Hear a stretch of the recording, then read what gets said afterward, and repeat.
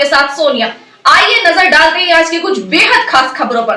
तब तक के लिए बने रहिए स्टार न्यूज प्लस के साथ। राष्ट्रीय भागीदारी पार्टी, भारतीय समता पार्टी एवं लोकप्रिय राष्ट्रवादी पार्टी गठबंधन लोकमंच आरक्षण वर्गीकरण रैली का आयोजन गढ़मुक्तेश्वर में हुआ। गढ़मुक्तेश्वर में स्थित रामलीला मैदान आरक्षण वर्गीकरण रैली का आयोजन किया गया, जिसमें संचालन राजीव रमेश कश्यप और अध्यक्षता श्रीकांत साहू की रही।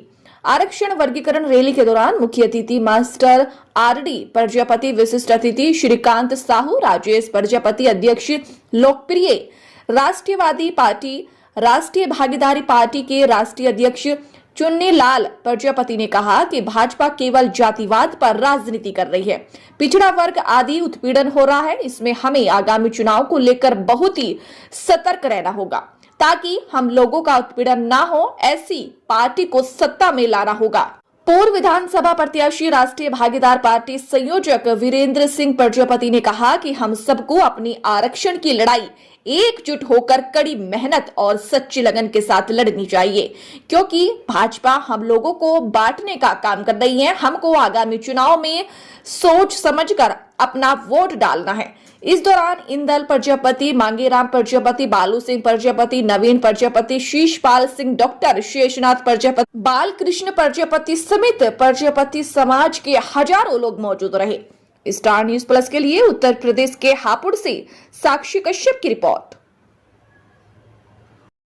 कोई एक समाज सरकार नहीं बना सकता, लेकिन जहां कोई आपका पिछड़ा साथी हो, जहां कोई आपका दलित साथी हो, जहां कोई पसमानदा साथी हो, चाहे वो प्रधान का चुनाव हो, चाहे बीडीसी का चुनाव हो, चाहे जिला पंचायत का चुनाव हो, चाहे जो है नगर पालिकाओं के चुनाव हो, चाहे एमएलए का चुनाव हो, चाहे एमपी का चुनाव हो, उन साथियों को वोट दीजिए।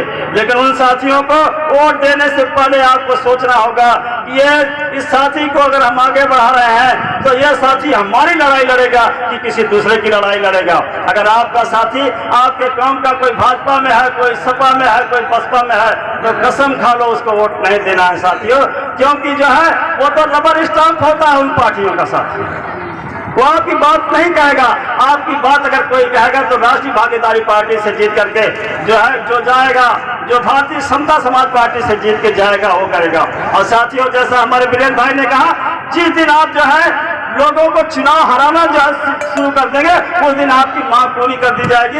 ये रोहिणी आयोग की रिपोर्ट भी लागू हो जाएगी और ये जो है राघवेंद्र सिंह कमेटी की भी रिपोर्ट लागू हो जाएगी।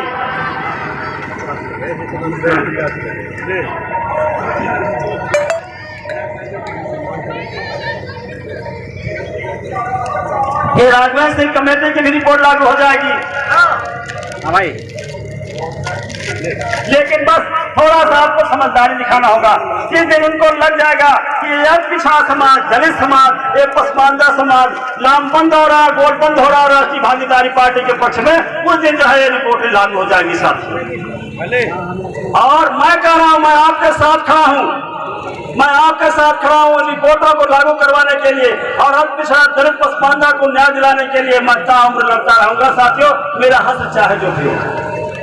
तुम्हारी जिद है जहां, मैं तो चुनौती देता हूं साथियों, ऐसी कौमों को चुनौती देता हूं, ऐसे लोगों को चुनौती देता हूं जो हमारे हक के आड़े आते हैं, जो हमारे हिस्से के आड़े आते हैं, जो हमारे सम्मान के आड़े आते हैं, उनको मेरी खुली चुनौती है कि तुम्हारी जिद है जहां बिजलियां गिराने की, मेरी भी जिद है वही आसियां बनाने की, मेरी भी जिद है वही आसियां बनाने की।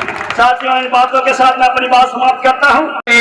वरना रहे पिछाड़ी, जो जागे सो मंजिल पहुंचे, वरना रहे पिछाड़ी। और समय गया फिर हाथ ना आए, फिर पाछे पछताओगे। चिड़िया चुग गई खेती अगर तो नाहक समय गवाओगे। चिड़िया चुग गई खेती अगर तो नाहक समय गवाओगे।